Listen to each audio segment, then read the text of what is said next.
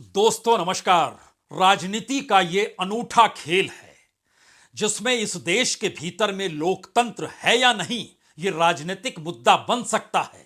लेकिन राजनीतिक दलों के भीतर का लोकतंत्र बार बार तूफान की तरह कुलांचे मारता है और राजनीति के जरिए इस देश की सियासत को प्रभावित करने की दिशा में बढ़ जाता है। और खास तौर से इस दौर में जब 2024 के चुनाव को लेकर अगर पॉलिटिकल पार्टीज को, उसके नेताओं को यह लगने लगे कि इस बार अगर चूक गए तो आने वाले वक्त में उनकी ना कोई हैसियत बचेगी ना ही सियासी ताकत बचेगी, तब जरा कल्पना कीजिए कौन चूकना चाहता होगा 2024 के चुनाव को लेकर। इसीलिए राजनीतिक दलों के भीतर मशक्कत इस बात को लेकर भी है कि राजनीतिक पहचान किसके साथ जुड़ी है, कौन अपनी धारा विचारधारा के साथ इस दौर में अपनी पॉलिटिकल पार्टी को लेकर ज्यादा बड़े सौदेबाजी के साथ खड़ा है। अगर विचारधारा का नारा कुछ लग रहा है और इस दौर में न्याय का शोर है तो वह नारा और वह शोर भी हमारे अनुकूल होना चाहिए।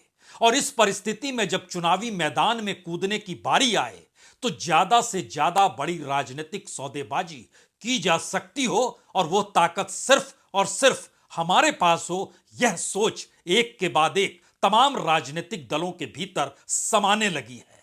और यह राजनीतिक दलों की पूरी कतार इंडिया के भीतर है। तो क्या वाकई इंडिया के भीतर कुछ खमा चौकड़ी इस तरीके से मची है जहां सीटों के तालमेल से पहले अपने कद को बड़ा दिखाना है, अपने राजनीतिक दल की राजनीतिक जमीन को मजबूत बताना है और राजनीतिक तौर पर अपनी पहचान इस देश के सामने इस तरीके से रखनी है जैसे शुरुआत हम ही ने की और हम ही सत्ता के असल दावेदार हैं। या फिर जो दिखाई दे रहा है उसके पीछे या पर्दे के पीछे का खेल कुछ और है। क्योंकि इस दौर में अगर लड़ाई सामने बीजेपी से है या बीजेपी के नेता नरेंद्र मोदी से है तो एक बात यह भी समझनी होगी कि नरेंद्र मोदी के साथ इंडिया के गठबंधन के तमाम राजनीतिक दल चाहे न जुटे हों, लेकिन इनमें से कई दल ऐसे हैं जो बीजेपी के साथ खड़े रहे हैं। और बड़ी बात यही है कि 272 के आंकड़े के नीचे अगर बीजेपी को चुनावी जीत मिलती है तो पहली आंच, पहला झटका किसी दूसरे को नहीं, नरेंद्र मोदी की कुर्सी को लगेगा। बीजेपी की सरकार तो बन जाएगी लेकिन उस गद्दी पर बैठने वाले शख्स की तस्वीर एक झटके में बदल जाएगी, वो व्यक्ति बदल जाएगा।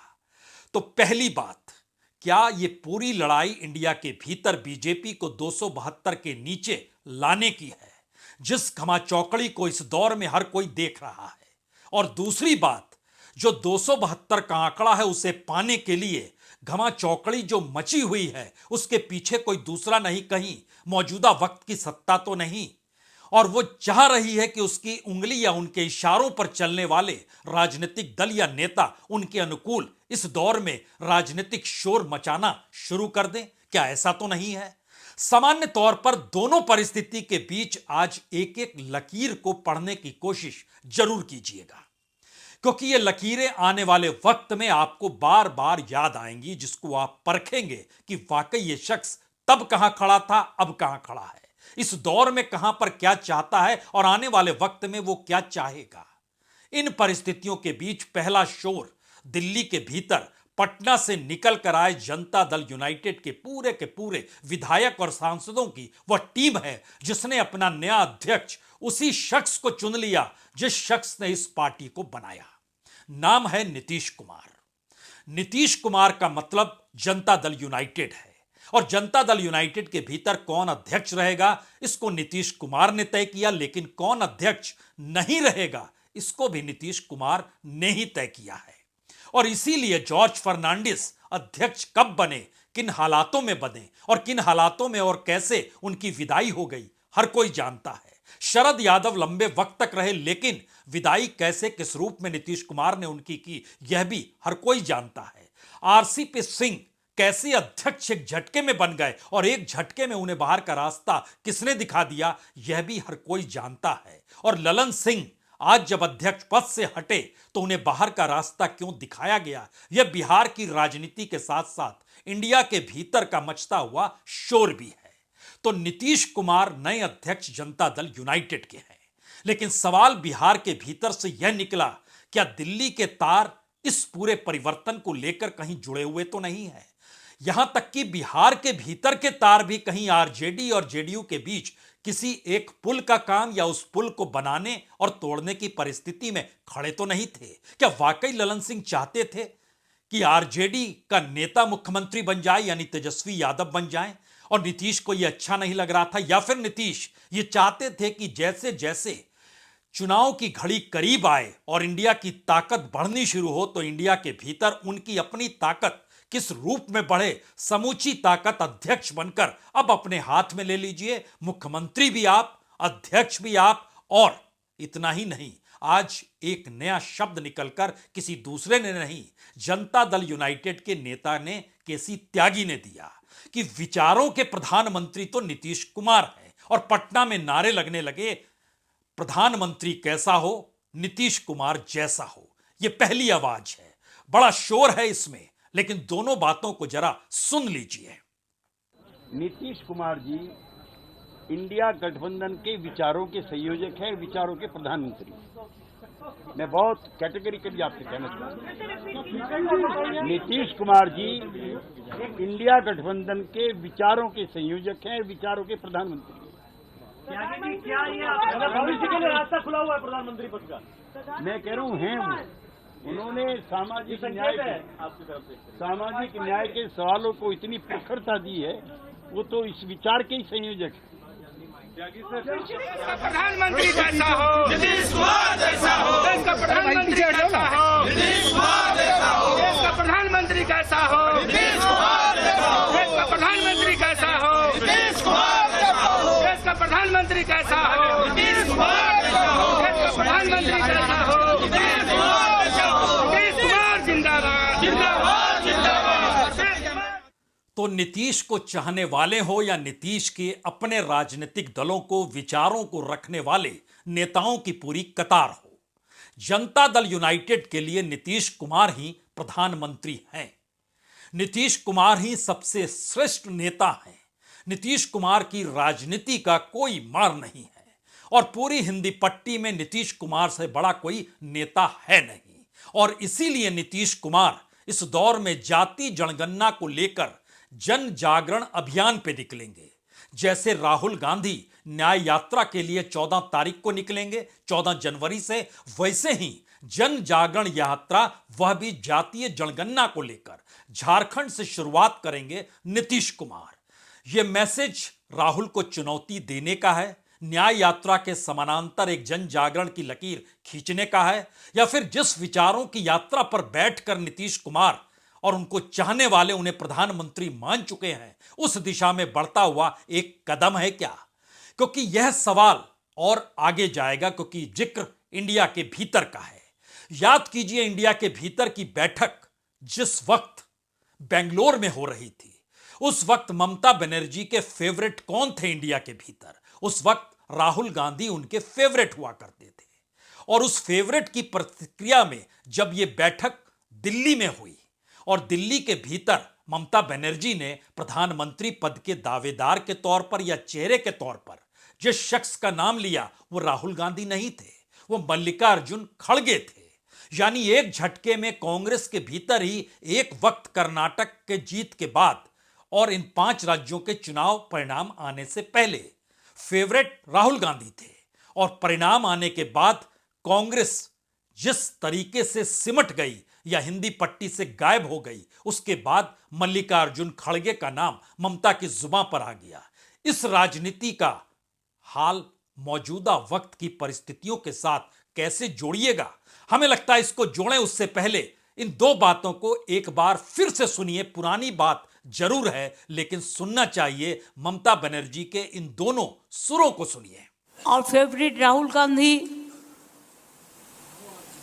और फेवरेट राहुल गांधी नहीं, खड़गे जी को नाम हमने किया है कि हर लोग पूछता है एक फेस तो चाहिए, तुम्हारा फेस कौन है? तो इसी के लिए हम प्रपोजल दिया था कि खड़गे जी को होना चाहिए। खड़गे जी अगर फेस होगा तो ठीक है, और हमारा कोई एतराज नहीं है। और हमको सपोर्ट दिया है अरविंद केजरीवाल जी। तो क्या सोचा आपने या क्या समझा आपने? ममता बनर्जी प्रधानमंत्री पद की दावेदार नहीं बनना चाहती हैं। वो सीधे तौर पर बंगाल की राजनीतिक जमीन को खोना भी नहीं चाहती है। इसीलिए संदेश आने शुरू हो गए हैं कि बंगाल के भीतर ममता बनर्जी ही सभी सीटों पर लड़ेगी। तो वहां के आंकड़े क्या कहते हैं? वहां के समीकरण क्या कहते हैं? क्या वाकई कांग्रेस के लिए वह एक भी सीट छोड़ सकती है?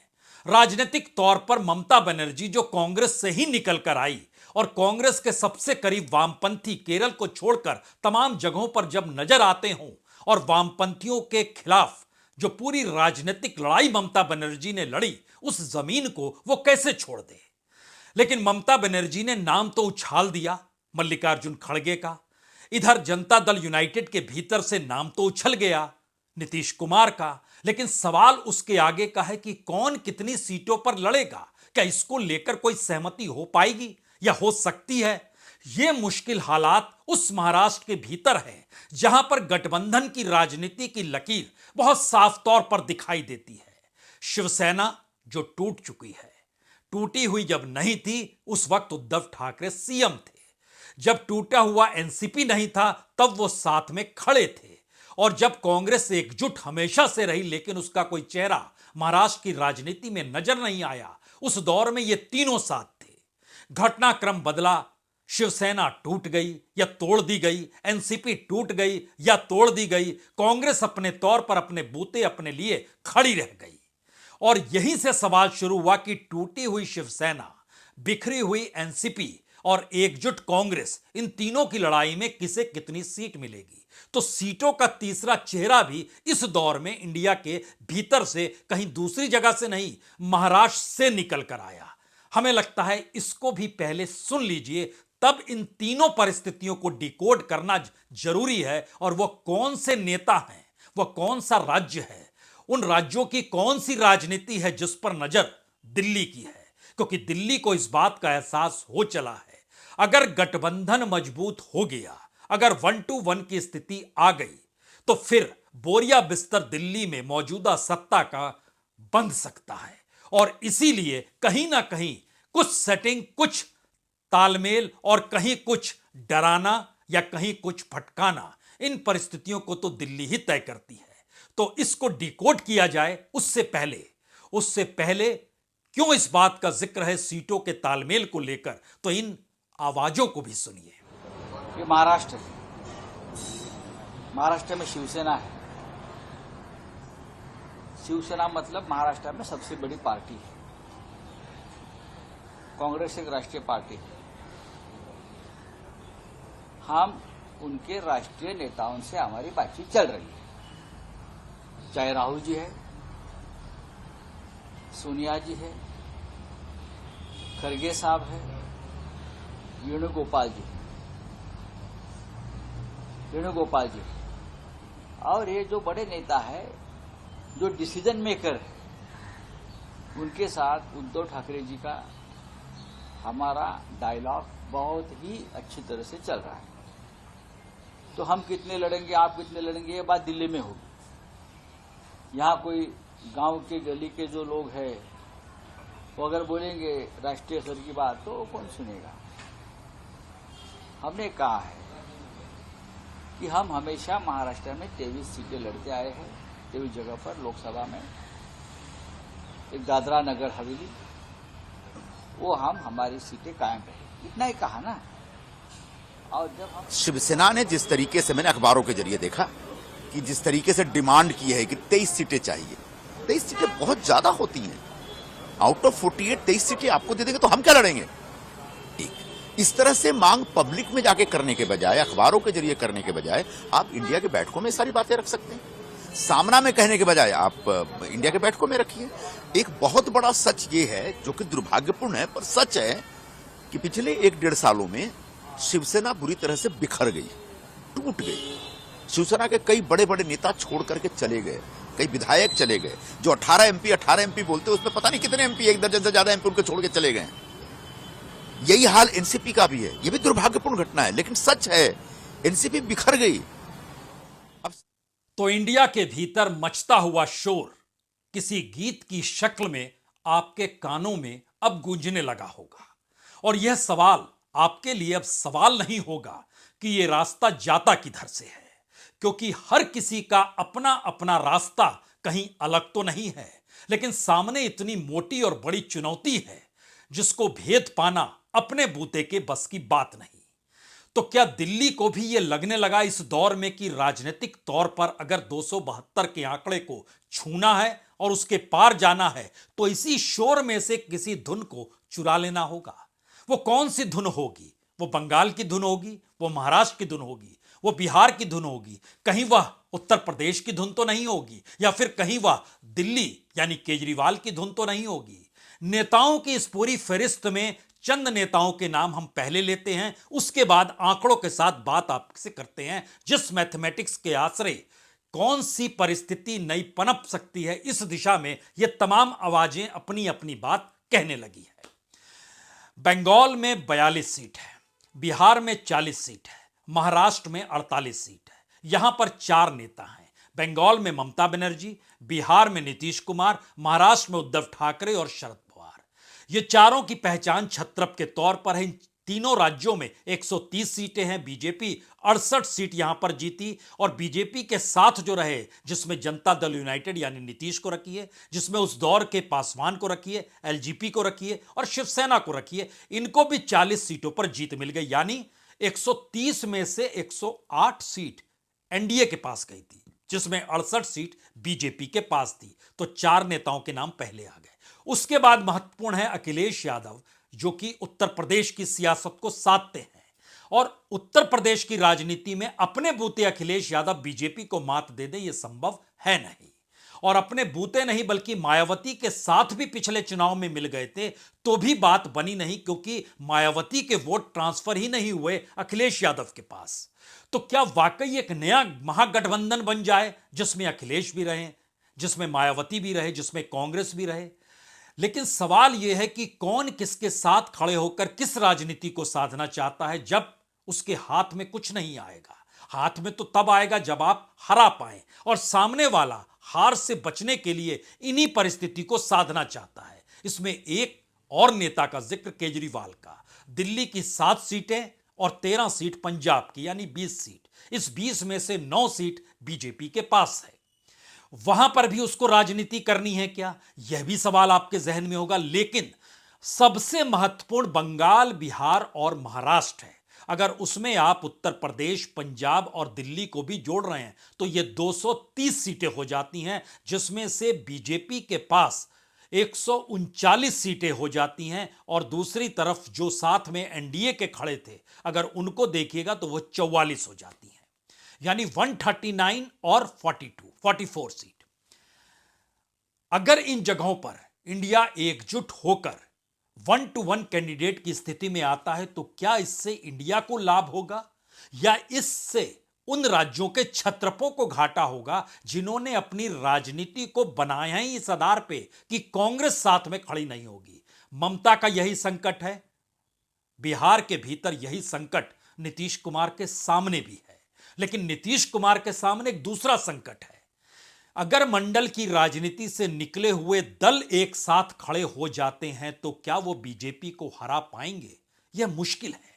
मुश्किल इसलिए है क्योंकि बिहार की राजनीति को एक क्षण और इस रूप में समझिए। 2014 के चुनाव में जिस वक्त एनडीए और यूपीए था और जनता दल यूनाइटेड बिल्कुल अलग थी, तो नीतीश कुमार को लगभग 15.5-16% वोट मिले, लेकिन 2 ही सीट मिली। वही नीतीश कुमार जब साथ आकर खड़े हो जाते हैं तो वो उनके 16 कैंडिडेट जीत जाते हैं और उनका वोट परसेंटेज भी 5% बढ़ जाता है, 21% तक पहुंच जाते हैं। तो नीतीश कुमार के लिए फायदेमंद क्या होगा? लेकिन यहां पर एक और बात होगी। आप कहेंगे अच्छा, उस वक्त आरजेडी के साथ तो नहीं थे। अब सवाल है कि आरजेडी और कांग्रेस पिछले चुनाव में तो साथ थी, दोनों ने मिलकर 23% वोट ही पाया। लेकिन बीजेपी, जनता दल यूनाइटेड और एलजेपी ने मिलकर 53%, 53% वोट पाया और सारी सीटें वो जीत गई। एक लिहाज से 39 सीट, आरजेडी 0 पे रही। तो क्या आरजेडी का 0 और जनता दल यूनाइटेड का अपने बूते 2 सीटों को जीतना, अगर इन दोनों को मिला भी देते हैं तो भी बात 35% वोट के आगे नहीं जाती है। और उस 35% में अगर कांग्रेस को भी छोंक देते हैं, 7% और जोड़ देते हैं, तो भी बात फिर वही 40% के ऊपर नहीं जाएगी, तमाम चीजें जोड़ने के बावजूद भी। और बिहार में तो बहुत शार्पली वोटर के तौर पर चीजें डिवाइड होती है। तो क्या नीतीश कुमार इसी समझ गए और इसीलिए अब अध्यक्ष बन गए कि आखिरी वक्त में निर्णय लेना उन्हें ही पड़े? कोई दाएं बाएं किसी दूसरे से बात करता हुआ नजर नहीं आए, जैसी सुगबुगाहट ललन सिंह को लेकर खड़ी हो गई थी कि वह तेजस्वी के करीब या लालू के करीब और एक झटके में जनता दल यूनाइटेड कहीं पूरे के पूरे मंच से गायब ही ना हो जाए। तो फिर ऐसे में गायब हो उससे पहले बीजेपी भी तो कुछ सोचेगी, उसके जहन में भी बहुत सारी चीजें होंगी, क्योंकि उसके हाथ में जितने पत्ते उससे ज्यादा तो उसकी अपनी एजेंसियों के पास का खेल है। तो उस खेल से वो कैसे चूक सकती है? बिहार की राजनीति इस दिशा में धीरे धीरे आगे बढ़ती है। बंगाल के भीतर का एक और खेल है। बंगाल में अगर आप ध्यान दीजिए तो बीजेपी जिस तेजी से पनपी, उसने एक मैसेज बहुत साफ दे दिया। एक तरफ ममता बनर्जी, दूसरी तरफ बीजेपी, और कोई पॉलिटिकल पार्टी कोई मायने नहीं रखती है, क्योंकि बंगाल के भीतर की राजनीति बहुत साफ तौर पर बतलाती है कि पश्चिम बंगाल में एक वक्त ममता बनर्जी की तूती बोलती थी और ममता बनर्जी की तूती के सामने कोई टिक नहीं पाता था। इसीलिए 2014 में उनको लगभग 39-40% वोट आए थे और 34 सीटें 42 में से जीत ली थी।